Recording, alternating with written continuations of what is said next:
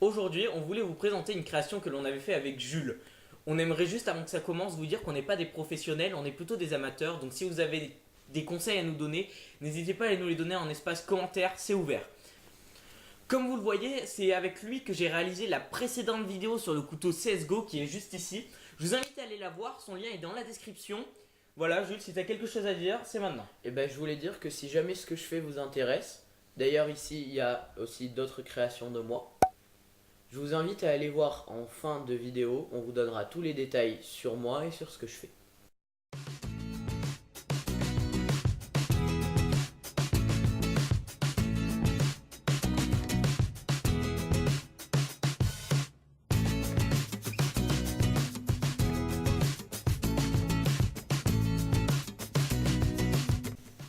Pour débuter, il va falloir faire son plan. Pour cela, nous nous sommes basés sur la forme et les dimensions de deux couteaux.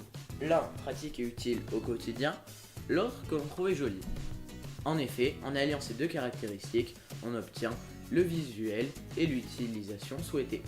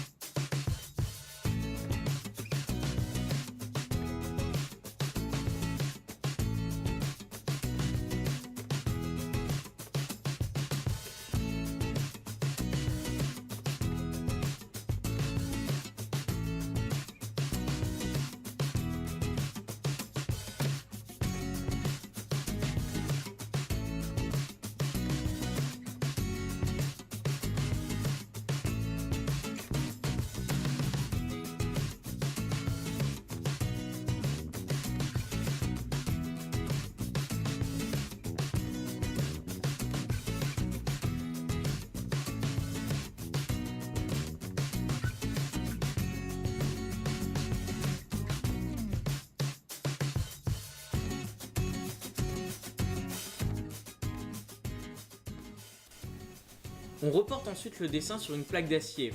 Ici, un acier de charrue très dense. Puis, à l'aide de la meuleuse, on vient couper grossièrement. On peut même tracer des entailles du bord du couteau jusqu'au tracé du dessin, ce qui permettra de mieux raser les courbes.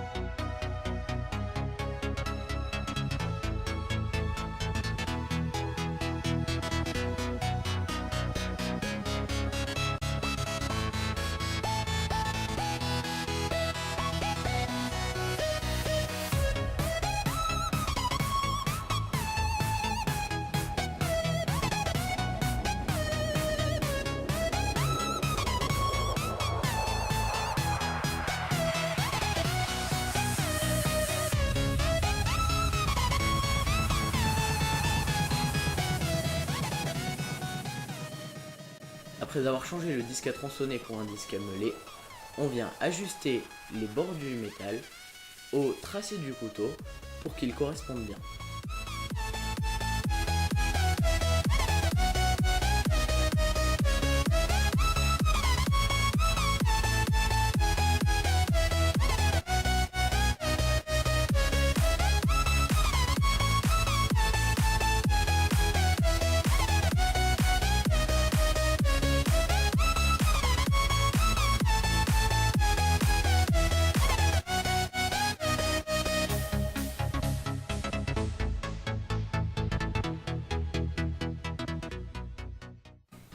Après avoir nettoyé les deux faces du couteau avec une meuleuse, on a réalisé une ébauche du tranchant, ce qui nous permettra ensuite d'avoir un tranchant propre.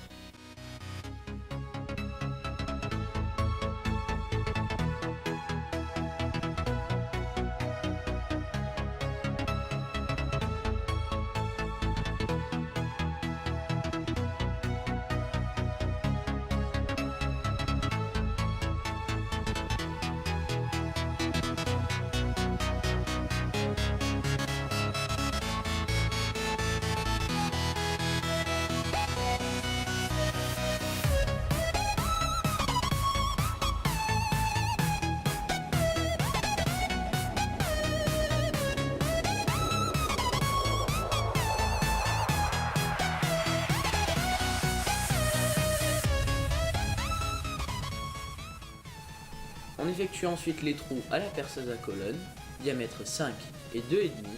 Pensez bien à mettre de l'huile de coupe, elle permettra d'éviter de faire surchauffer votre mèche et donc de la casser.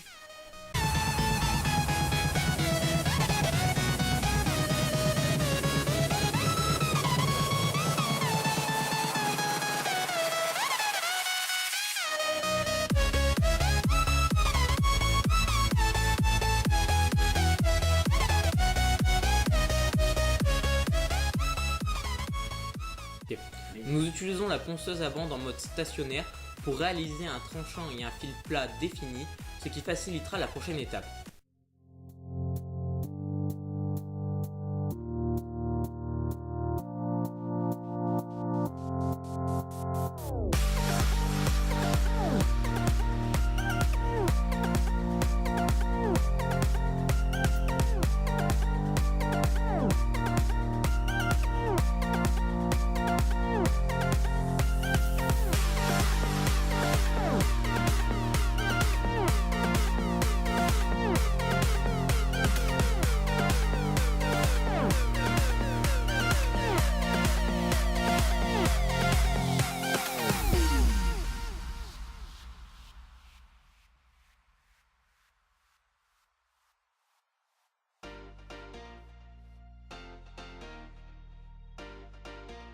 Nous passons ensuite à l'étape la plus longue de la fabrication de ce couteau, le polissage.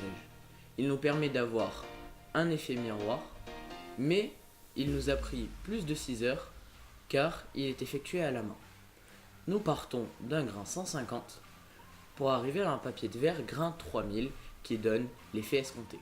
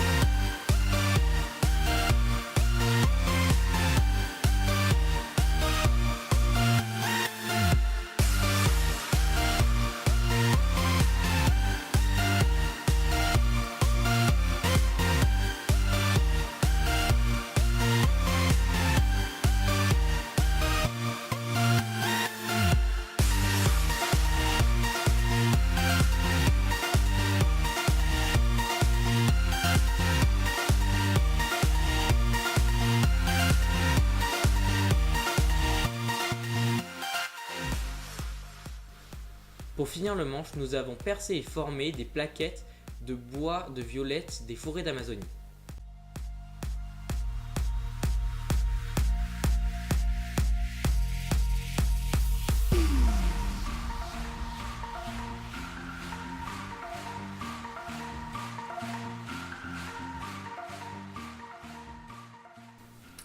La prochaine étape fut de désépaissir et donner une forme ergonomique aux manches.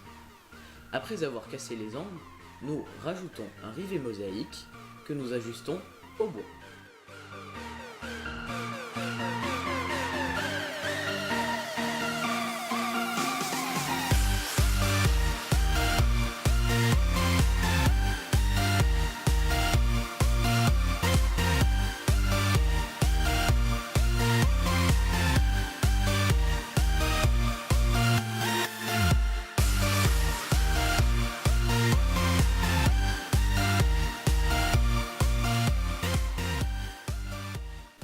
Encore une fois, pour l'ergonomicité, nous avons rajouté des entailles, ce qui empêchera le pouce de glisser.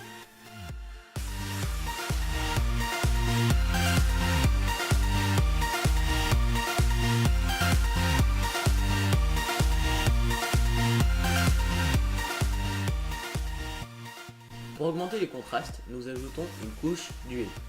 Et après un nettoyage, voici le résultat.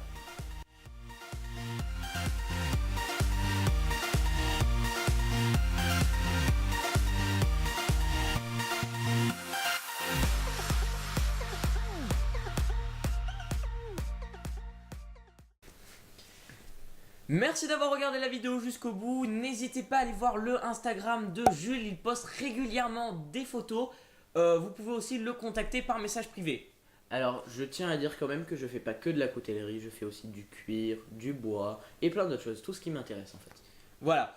Donc avec Jules, comme vous l'avez vu, c'est déjà la deuxième vidéo qu'on fait dans ce style. Elle marche très bien et on avait peut-être eu l'idée de sortir une petite série comme ça. Donc si ça vous plaît, n'hésitez pas à nous le dire dans l'espace commentaire. Voilà, on fera peut-être des trucs comme ça, des petits shurikens, voilà, tout ce qui nous plaît. Donc pas trop. Oui, non, on va pas en dire trop, hein.